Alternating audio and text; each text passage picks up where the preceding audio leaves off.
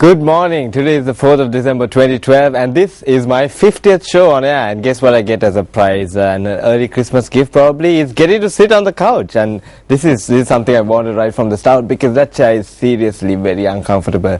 But if you've just woken up, good morning, wakey. We have some nice stuff lined up for you, especially some things about Christmas and how you can get into the season. I hope you've already settled in with the weather changing, becoming a bit chilly, and of course the Christmas music playing on the radio, all the shops being decorated with Christmas decorations. Things are just all jazzed up and getting set for Christmas. Starting off, Christmas tree. Now what do you think is the ideal time for a Christmas tree to be brought into your house? I don't know. I would probably say somewhere around the 15th of December, but I don't know. We have a video for you of a Christmas tree in Brussels. So take a look at that and maybe you can get some ideas that you can use for your Christmas tree whenever you go and buy it. I mean, it can be a big Christmas tree, a small Christmas tree, whatever suits you. But the whole idea of the Christmas tree was initiated rather because obviously it's something that the tree obviously is something that represents Christmas as a whole today. It's become a commercial symbol as well. But the whole idea is more to do with fellowship. I mean, you get together and decorate the Christmas tree, putting all those glittery things up there. And it's all about having fun and a time of fellowship and the whole family coming together. So let's take a look at the Christmas tree in Brussels. For a Christmas tree this year for a steel version that comes complete with a light and sound show. The nearly 80-foot tall electronic tree features LED lights and video projections. One of its designers said he wants to create a reusable and environmentally friendly Christmas tree. Visitors can climb the installation's stairs for around $5 and enjoy a panoramic view of the Belgian capital. Proceeds will go to an organization that helps the homeless. But the tree has stirred controversy, and petitions asking for a regular Christmas tree instead have been handed out. The electronic tree will be inaugurated on Friday and will be on display through December 28th. There you go, an electronic Christmas tree, and something that big, but I don't know whether it really represents our idea of a Christmas tree with a triangular kind of shape with the green color and all that.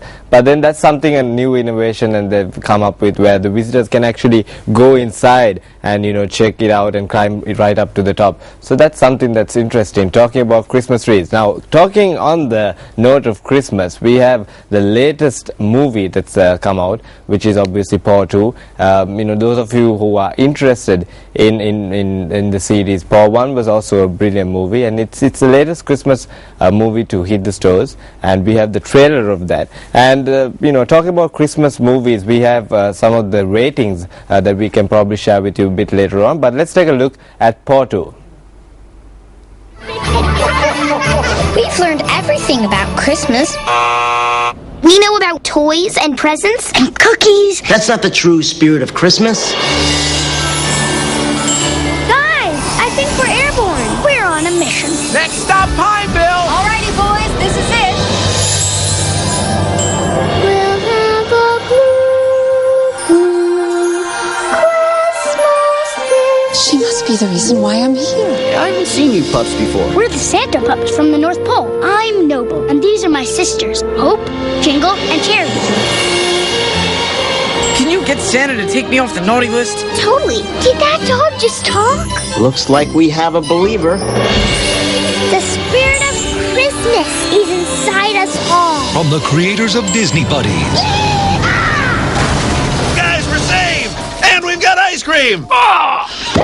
And all new. There we go. Disney always comes up with something good every time they do something new. And a town that needs some magic, I think we could do with some magic down here in Sri Lanka as well. With the current situation, where there's a lot of disturbances in the political arena as well. And going on that same note, this is interesting. A word that's very familiar to those of us Sri Lankans is the word protest. Now we hear protests done by everybody, everywhere, like literally almost every week. But then again, in Spain, they have a very different version of doing a protest. This is what's interesting, but we'll have the look about how how people in Spain rather, how the Spanish have their protests. But right about now, let's take a short break. We'll be back on Good Morning Sri Lanka. Welcome back. You're watching Good Morning Sri Lanka on MTV Sports. Now, as you've probably figured out, I'm alone in the studio, but I've got a couch to keep me company. And we were, just getting into the Christmas season, as we mentioned before, one of the biggest Christmas trees in Brussels, and also a new Christmas movie. Now, we mentioned earlier on before the break that we're going to take a look at how Spain protests. But before that, just a few sports stories that's been happening over the past few days. Obviously, yesterday we saw Ricky Ponting retiring from international Test cricket. That was probably a sad sight to see, because we miss him. He's probably one of the best right-hand batsmen to ever walk through the pitches of cricket. But it was a nice sight, seeing as if that he's realized that his retirement time is up, unlike some people that we know. And he decided to move on gracefully, and he will always be a cricket legend for Australia and for the entire cricketing world as well. But right about now, let's take a look at how Spain protests. I want to be a Spanish doctor right about now. I mean, that is just nice. You want to protest, but you can also have fun. Unlike just holding a placard and just screaming out slogans, that's something that's really creative and innovative to do, and ensuring that everyone has fun at the same time while getting your message across. Something that the doctors have implemented. Pretty innovative, and hats off to the Spanish doctors there.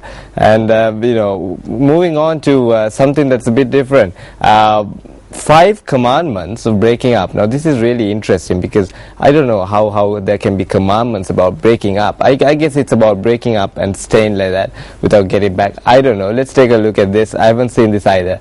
Let's take a look at 5 commandments of breaking up. And this might be interesting, because later on also we have another video about proposals, and a lot of thought goes into making a proposal and all that. But this is probably the best proposal that we've seen.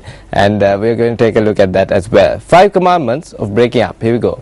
Oh, how hard it is to get over an ex, especially when Facebook updates, tweets and Foursquare check-ins provide a constant reminder of your ex. Thus we do proclaim the 5 commandments of breaking up with your ex, brought to you by Your Tango, with a little help from history's greatest breakups. History could have been rewritten if only Anne Boleyn knew how to end things properly with Henry VIII. Anne may not have lost her head had she followed the 5th commandment of breaking up with your ex. Remove photographs of your ex from your profile and untag all photos of you together. Untagging is a symbolic action that says, I'm moving on. So click on your ex's head and let loose your own cyber guillotine.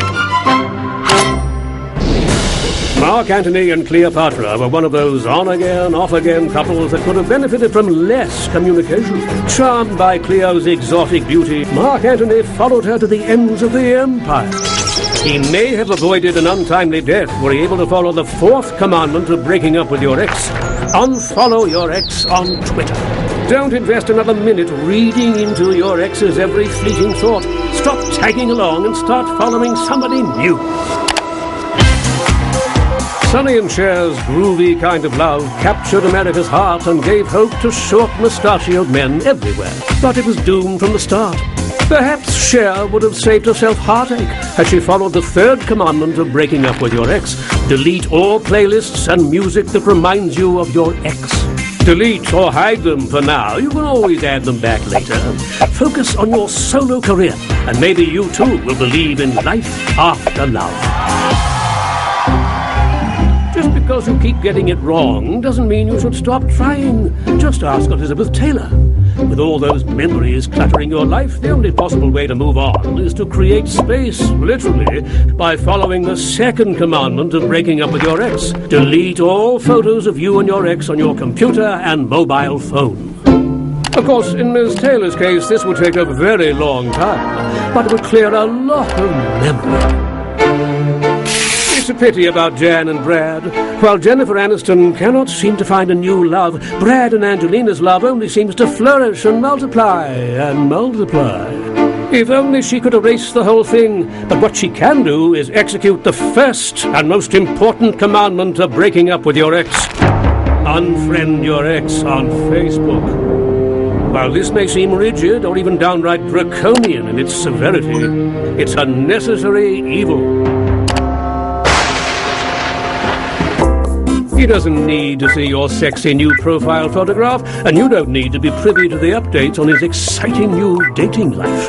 In fact, Jen will be well served to follow all 5 commandments.